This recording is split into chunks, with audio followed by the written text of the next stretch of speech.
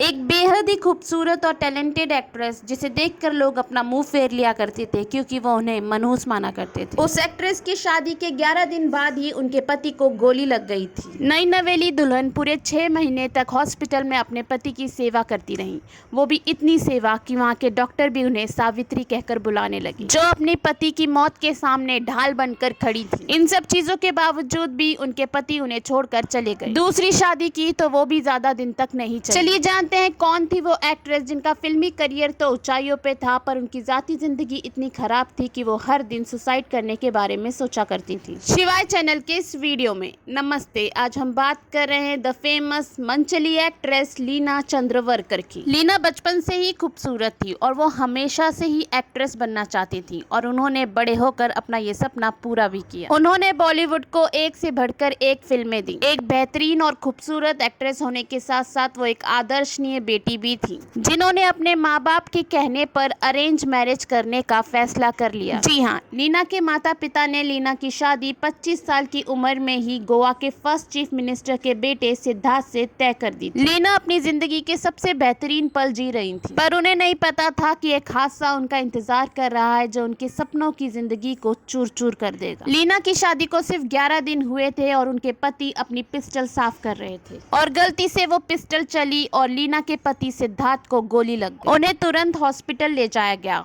Hospital में doctors ने बताया कि गोली सिद्धार्थ के पैनक्रिया में लग गई है, जिसके वजह से उनका स्पेनल निकालना पड़ा। सिद्धार्थ और लीना की शादी को सिर्फ 11 दिन हुए थे, इसीलिए उन दोनों के बीच में पति पत्नी जैसे कोई भी रिश्ते नहीं थे। पर इस हादसे के बाद सिद्धार्थ को पूरे 6 महीने तक हॉस्पिटल में एडमिट रहना पड़ा। लीना उस वक्त एक सच्चे हमसफर की तरह अपने पति के साथ थी, इसीलिए लीना और सिद्धार्थ में दोस्ती का रिश्ता पनपने लगा था। लीना सिद्धार्थ का बहुत ख्याल रखा करती थी। सिद्धार्थ अपनी माँ को आई कहा करते थे तो लीना को मम्मा कहा करते थे, क्योंकि लीना सिद्धार्थ का ख्याल एक छोटे बच्चे की तरह रखा करती थी। हॉस्पिटल के डॉक्टर भी लीना को सावित्री कहने लगे थे, क्योंकि वो अपने पति की मौत के सामने डट कर खड़ी थी। एक वक्त ऐसा भी था कि जब सिद्धार्थ के इलाज के लिए कुछ दवाइयों की जरूरत थी और वो आसानी से इंडिया में मिल नहीं रही थी, तब लीना ने उनके दोस्त एक्टर धर्मेंद्र से इस बारे में बात की और कुछ ही समय में एक्टर धर्मेंद्र ने वो दवाइयां अमेरिका से लाकर लीना को दी और उसके पैसे तक नहीं लिए। इसीलिए लीना ने एक इंटरव्यू में कहा था कि धर्मेंद्र ने उनके पति की जान बचाई थी। सिद्धार्थ ठीक होने लगे थे और इसीलिए उन्हें हॉस्पिटल से डिस्चार्ज कर दिया गया। पर कुछ ही दिनों बाद उनका बर्थडे था और उस दिन उनकी तबीयत और भी खराब हो गई और उन्हें रीएडमिट करना पड़ा।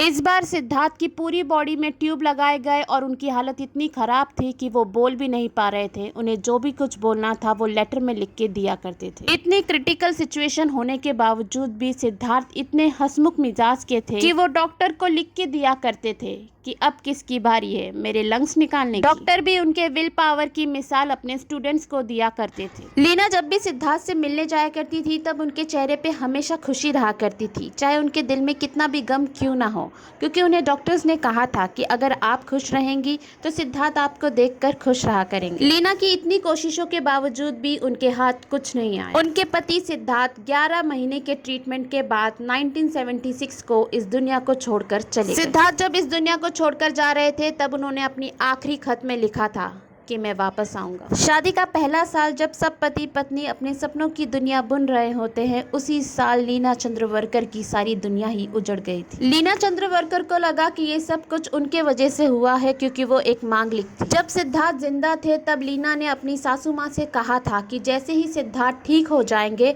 हम फिर से एक बार शादी कर लेंगे, पर ऐसा कुछ भी नहीं था। लीना की सासू माँ ने लीना से कहा कि सिद्धार्थ से पहले भी उनके 7 लड़के थे और वो सातों के सातों अब जिंदा नहीं है, तो क्या उनके मरने की वजह भी लीना ही थी। उन्होंने लीना से कहा कि सब अपना नसीब लेकर आते हैं, कोई भी अपने नसीब को बदल नहीं सकता। सिद्धार्थ के नसीब में जो था वो उसे मिला। लीना काफी उदास हो गई थी, इसीलिए वो अपने मायके चली गई थी। एक सुबह जब वो अपने मायके की बालकनी में खड़े होकर तुलसी के पत्ते को देख रही थी, उसी वक्त उनकी पड़ोसन भी घर से बाहर निकली। लीना ने अपनी पड़ोसन को देखकर स्माइल दी, पर उस पड़ोसन ने उनसे मुंह फेर लिया और वहाँ से चली गई। उस पड़ोसन का मानना था कि सुबह सुबह एक विधवा को देख लेंगे तो पूरा दिन ही मनहूसियत से गुजरेगा। ये हादसा लीना चंद्रवरकर के दिल में घाव कर गया था। उन्हें इस चीज का बहुत बुरा लगा था। कुछ साल बाद लीना चंद्रवरकर ने किशोर कुमार से शादी कर ली थी। किशोर कुमार की ये चौथी शादी थी। किशोर कुमार पहले भी 3 बार शादी कर चुके थे, जिसमें से 2 शादियों में उन्होंने अपनी बीवी से तलाक ले लिया था और तीसरी शादी में उनकी बीवी मधुबाला की डेथ हो गई। किशोर कुमार और लीना चंद्रवरकर को 2 लड़के हुए। किशोर कुमार लीना चंद्रवरकर से 21 साल बड़े थे, पर यह शादी भी ज्यादा दिन तक नहीं चली। शादी के 7 साल बाद किशोर कुमार इस दुनिया को छोड़कर चले गए। लीना चंद्रवरकर ने एक इंटरव्यू में बताया था कि वो जान चुकी थी कि लोग सुसाइड क्यों करते हैं। वो अक्सर अपने आप को कमरे में बंद कर लाउड म्यूजिक कर बहुत रोया करती थी